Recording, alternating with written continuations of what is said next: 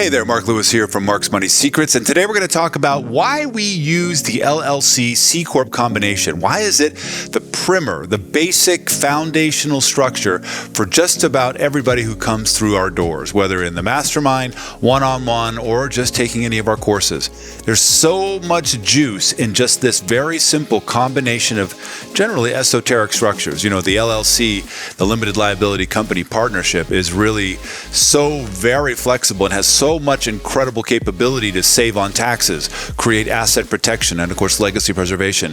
And then sort of the company that gets a really, really bad rep, that's the C Corporation, due to its definite real possibility of double taxing everybody who's in it.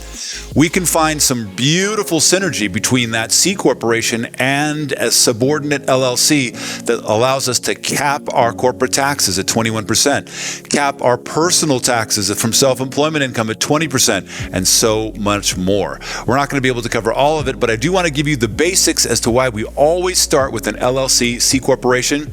Let's roll. Back when we were fighting the IRS and the Federal Reserve, many thousands of us tried our best to figure out how to bring down those unconstitutional and illegal operations, but obviously we failed.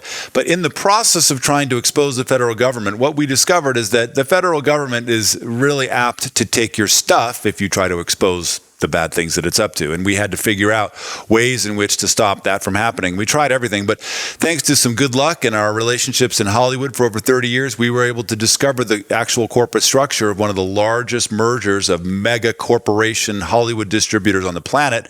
And that allowed us to see some of the most powerful aspects of incorporation that we could have imagined. And once we developed those and created them on our much, much, much, much smaller level, then that stopped any kind of harassment from the government, and we could go through all the things that we needed to do. Obviously, again, we failed, but those lessons have been kept and applied to hundreds and hundreds of corporations, companies, and structures and families who have been looking to create that same kind of value for themselves in a structure like this.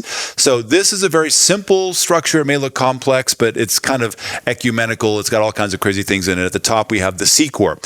And that C Corp is, C Corps get kind of a bad name. They got double taxation if you get paid out of them. Well, don't do that. And we're going to show you how to do that here in a second. And then over on the far left is the International Business Corporation. And that, may be a little bit bigger than you want to be doing, but some people need to move stuff offshore. And that's how you would do it, because the C Corporation, the corporation in the United States, is the only entity in which foreign jurisdictions will see them. They're internationally recognized. We don't want to be moving assets from an LLC or some kind of S Corp or an LLP election out to anything. We don't want to be moving anything offshore that's an LLC or a LLP or S Corp election, because that could be no bueno for us. Then we also have trusts that are connected to the C Corporation, because sometimes it's important to have assets that are money making, not in a C Corp, but yet we still want to hold them. Now, if you want to actually benefit your community, that's where a foundation can be really, really valuable, because the whole purpose of a foundation is to benefit the community. Now, if you're trying to think that you can put stuff into your nonprofit foundation and then cycle it back to you, that's called embezzling, and people go to jail for that. Anything you put into a foundation must stay in the foundation and go to the community. Now, the community could be your extended family, but it can never be you, your immediate family, or anything else like that. Below that, down in the bottom left, is us, the social slaves, on our social slave number, working away in our little lemonade stand side hustles, or maybe even on a W-2. And those side hustles are going to show up on our Schedule C of our 1040 form. And we get all kinds of fun little deductions, the qualified business income deduction, and all kinds of other things like that. And then to the right is the workhorse of our structure. That's the LLC. These LLCs are going to be where we're going to be doing our business, whether it's trading or widget making or online business or property, real estate, whatever that is.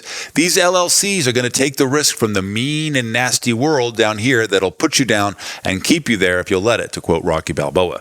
Then we don't want to have our personal assets at all at risk to this mean and nasty world where you could lose everything from tax, estate tax, inheritance tax, or of course lawsuits. So we convey our assets into this LLC series of LLCs from which we can do business. These LLCs are multi-member LLCs. And one of the things about a multi-member, indeed any LLC, is that the tax flows out of an LLC. No LLC has ever paid taxes, and that's because the members, the managers of an LLC, are what pay those taxes. No matter how much profits there are or how many losses, whatever profits there are in an LLC pass through to the members. And the more a member owns of that company, the more the tax passes through to them. And it doesn't necessarily follow that the income or the profits pass through to them either. That depends on how the managers do distributions. If the managers declare a distribution of profits, then yeah, the members get their value. If they don't, it stays in the LLC, but the tax still flows through. And you may have already experienced that if you're an S Corp election where you've left $100,000 in an S Corp thinking that the tax wasn't coming to you, but it does. The same is true of any variety of LLP or LLC. Not so in a C corporation, where the C corp always pays its own tax. No C corporation ever made a shareholder pay for the profits that it ever had. And the C corp has a flat tax. You flat taxers, you love that. Well, the C corp has a really nice 21% flat tax on any kind of income it makes, whether capital gains, passive, active, doesn't matter. It's going to come to the C corp and be taxed at a flat rate. Now, if we line up some of these particular structures, these are the big four: elections and various kinds of companies that we have available to us. The LLC partnership, we don't really use LLPs, limited liability partnerships, that much, because those are really specifically for professional organizations in many states, like an attorney firm or a CPA firm or a doctor firm, something like this, where you have a requirement to be that. But S Corp elections and C Corp elections are very much a part of what we do. And you can see here how they kind of stack up against each other. There's definite pluses and minuses for each one.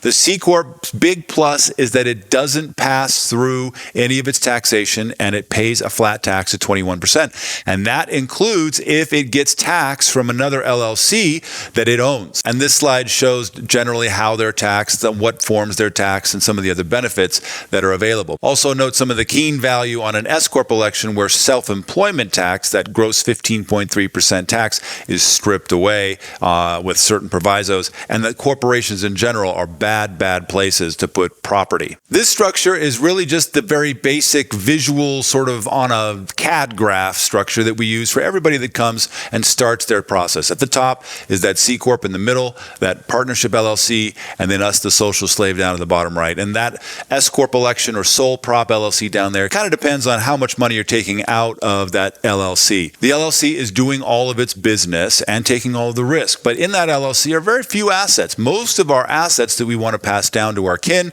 after we pass are sitting in the C corporation here, because that C corporation really doesn't do business, it's just asset holding. However, the LLC is owned in the majority by the C corp, which means that any taxes and profits that are had at the end of the year in this LLC pass through to the C Corp and are taxed at a flat tax of 21%. Then the rest of the money that you need to pay for your groceries and, keep the flesh alive, that is passed to you in one of four different ways that are available in a multi-member LLC: guaranteed payments, distributions, and then, of course, as a contract, or less so as a W-2. We don't really want to do that.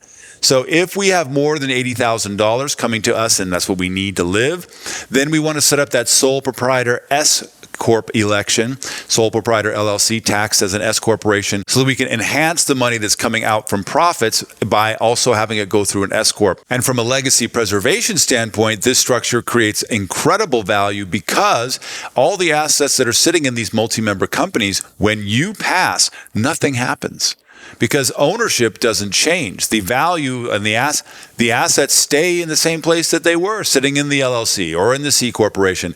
And then whoever was left in the LLC or the C corporation, they take over from you. If it's in a sole proprietor company, there's nobody left, and everything in that company goes to probate. And that's also one of the reasons why we don't put assets in our sole proprietorships. We use this just as a contract manager so that how we can get paid.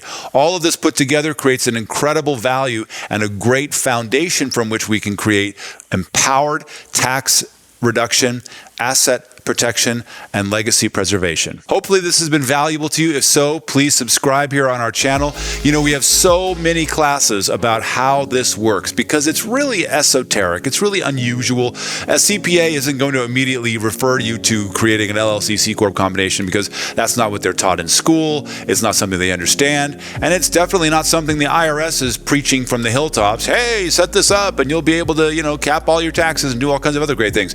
No, that's not what they want. However, However, our experience is that this is what the big boys do. And as far as we can tell in the Internal Revenue Code, there's no regulations that keep small to medium-sized businesses from doing the same thing.